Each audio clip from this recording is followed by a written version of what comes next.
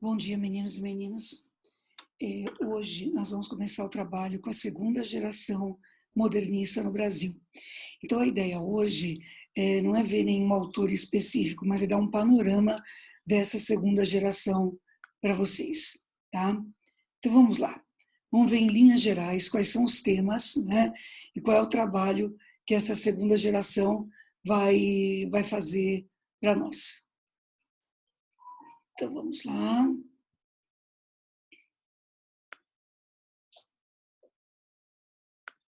Pronto.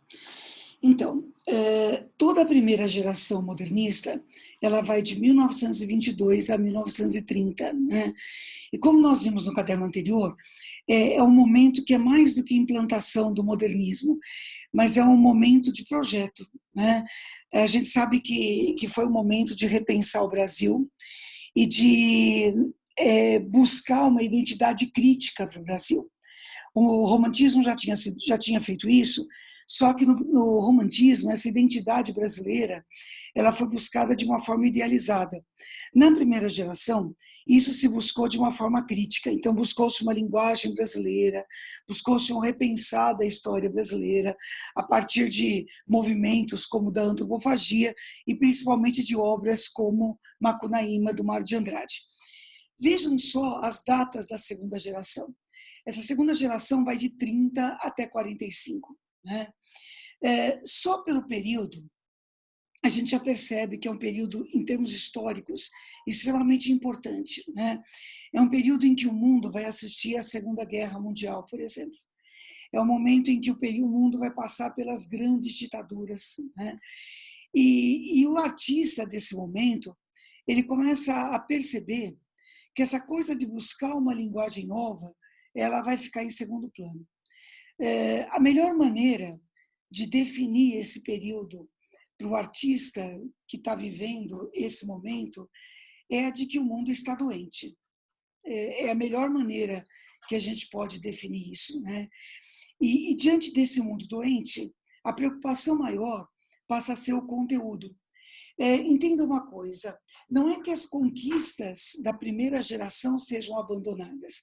Então, essa coisa do verso livre, do verso branco, da linguagem coloquial, tudo isso é incorporado. Isso só não é a preocupação maior, né? Mesmo porque tudo isso já tinha sido conquistado. Então, não havia mais a necessidade de conquistar isso. Isso já tinha sido conquistado, isso já era algo que já tinha sido atingido pelos artistas. Então, os artistas desse período se sentem agora muito mais livres para usar desde as formas livres, conquistadas pela primeira geração, até as formas clássicas, por que não, né? Utilizadas pelas anteriores. Então, isso explica, por exemplo, a gente assistir numa geração como essa, ao surgimento de um poema como o Tinha uma Pedra no meio do caminho tinha uma pedra, do Carlos Drummond de Andrade, e ao mesmo tempo sonetos feitos à moda de Camões, como vão aparecer em Vinícius de Moraes. Então a forma é muito mais eclética. Se nós temos todas as conquistas da primeira geração, nós também temos, não é, tudo aquilo que veio antes, não é, incorporado aos textos dessa. A preocupação maior agora é com o conteúdo, e um conteúdo que busca ser crítico. Diante de um mundo doente, a preocupação maior vai ser com esse conteúdo. Então, a ideia da aula de hoje é apresentar um panorama desse conteúdo. Os autores nós começamos a ver na semana que vem, né? Mas hoje a ideia é apresentar um panorama da poesia deste momento e um panorama da prosa deste momento, tá? A poesia deste momento vai ter 3 caminhos.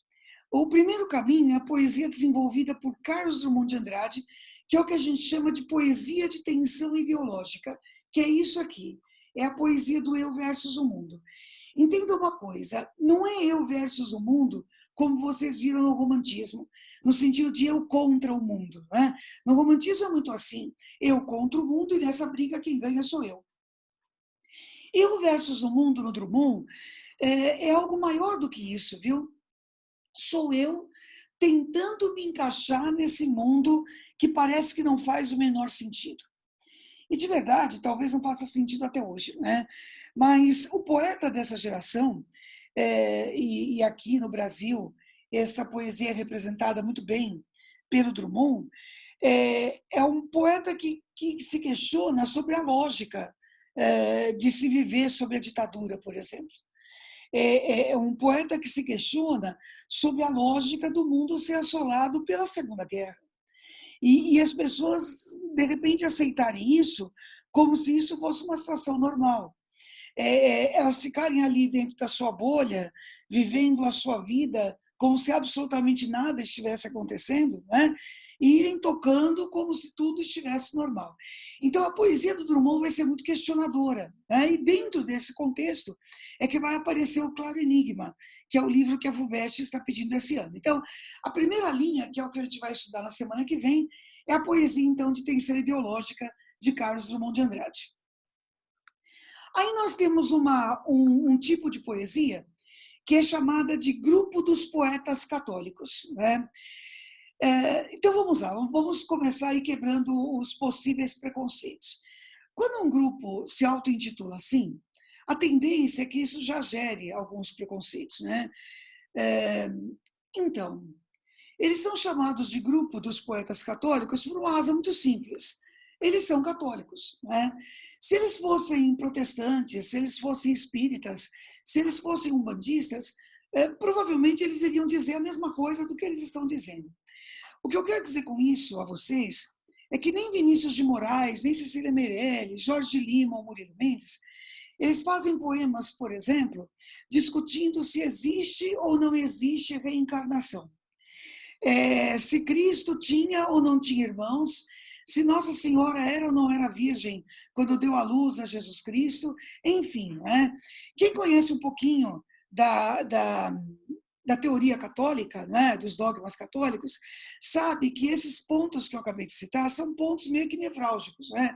São pontos de discordância entre a Igreja Católica e outras religiões.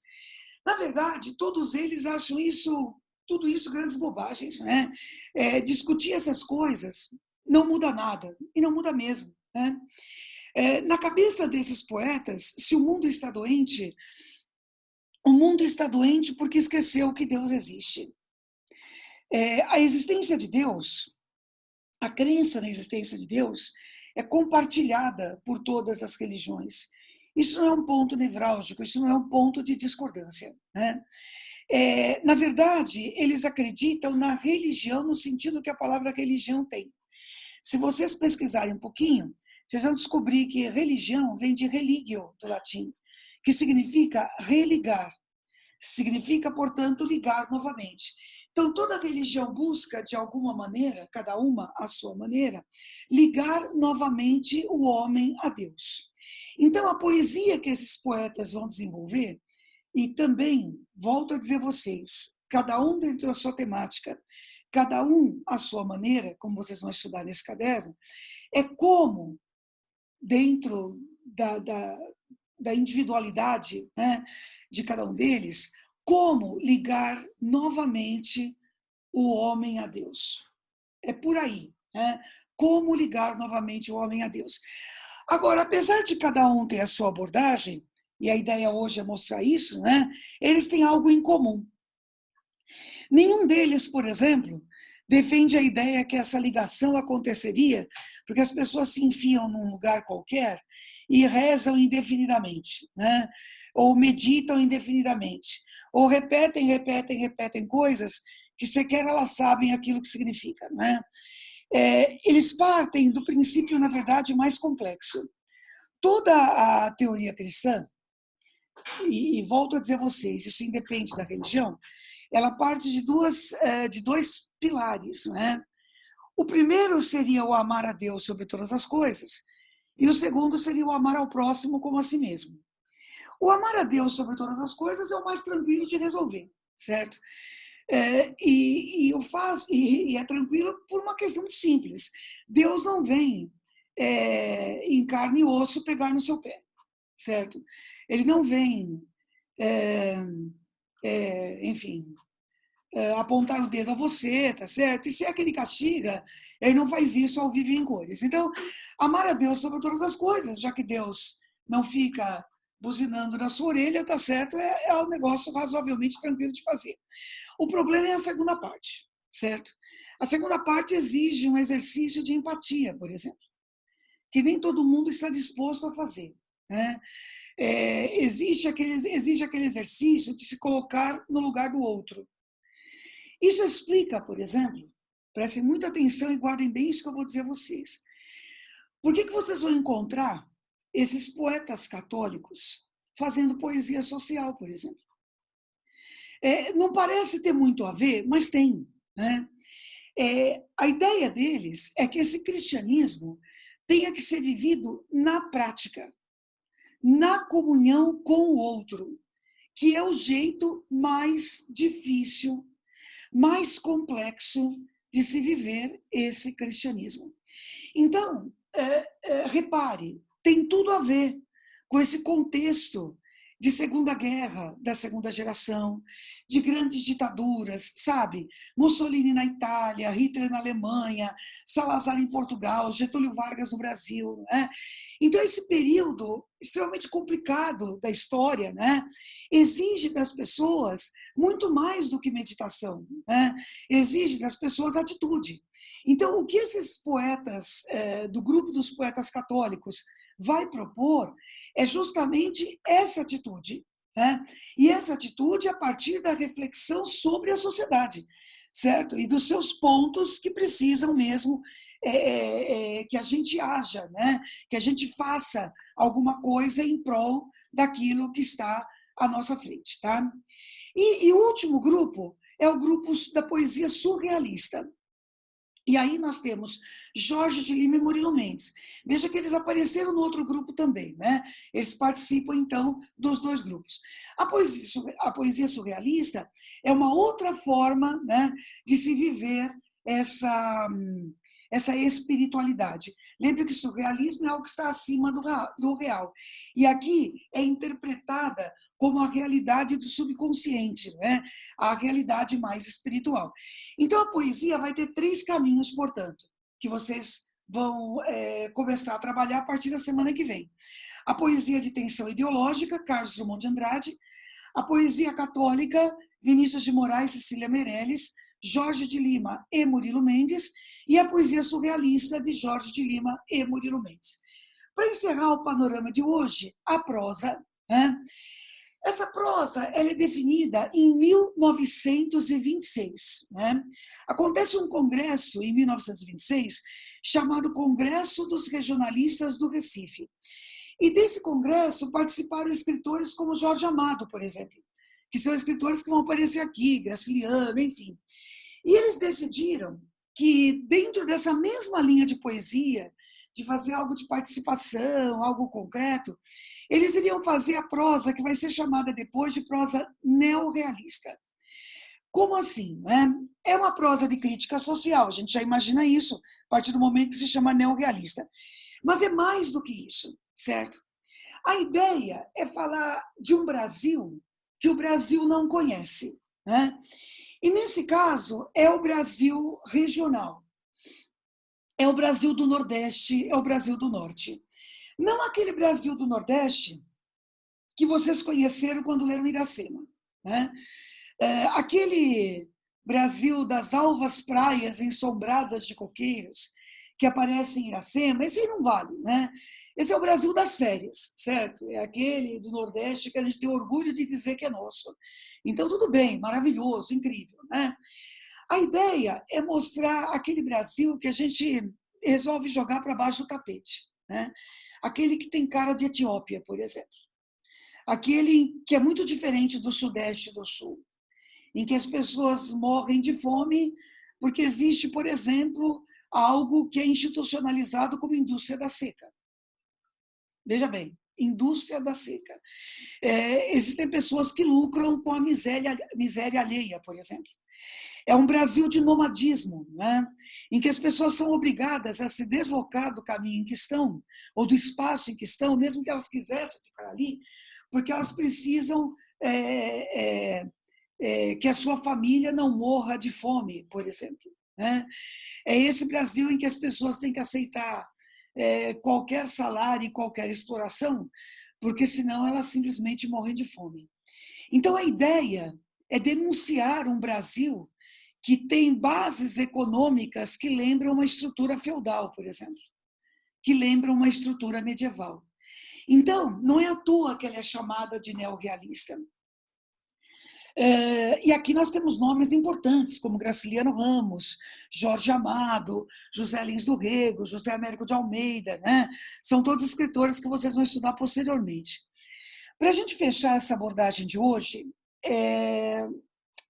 um detalhe que eu acho que não é um detalhe tão pequeno assim, e eu acho importante a gente saber. Toda vez que a gente começa o movimento literário, nós falamos para vocês de coisas como, olha, esse movimento surgiu na Alemanha, esse surgiu na Inglaterra, aquele surgiu na França, né? E a gente vê isso como algo absolutamente normal, né? Nós bebemos dessas raízes europeias. Pois então, esse gênero de prosa que vai ser desenvolvido aqui no Brasil a partir de 1930, ela vai influenciar a prosa, por exemplo, que vai surgir em outros lugares. A prosa regionalista, a prosa neorrealista, que vai surgir em Portugal, vocês não estudam aqui, mas é importante que vocês saibam que ela acontece, que vai surgir em Portugal a partir de 1930, é influenciada pela nossa. Olha que coisa curiosa, né? E aí algo que tem tudo a ver com o que vocês precisam saber. A prosa moderna africana, de escritores como Pepe Tela, por exemplo, de escritores como Mia Couto, é uma prosa influenciada por essa nossa prosa. Mia Couto, Pepe Tela são escritores que constantemente vêm ao Brasil, eles participam de congressos aqui no Brasil, e eu já tive a chance de ouvi-los se pronunciarem, né? E eles sempre dizem isso, certo? Eles sempre dizem que foram influenciados por escritores como Graciliano Ramos e escritores como Jorge Amado. Então, nós temos um momento aqui no Brasil em que nós vamos levar a nossa influência para essa literatura moderna africana, né? E para essa literatura moderna portuguesa também, tá? Então, gente, por hoje é isso, certo? Vocês, por favor, respondam ao Google Formulário com o teste relacionado a essa teoria que nós vimos na aula de hoje, né? Qualquer dúvida, vocês sabem que vocês podem escrever, estou à disposição de vocês. E na semana que vem, nós vamos estudar a poesia, a grande poesia de Carlos Drummond de Andrade. Uma boa semana, cuidem-se, um grande beijo no coração de todos vocês.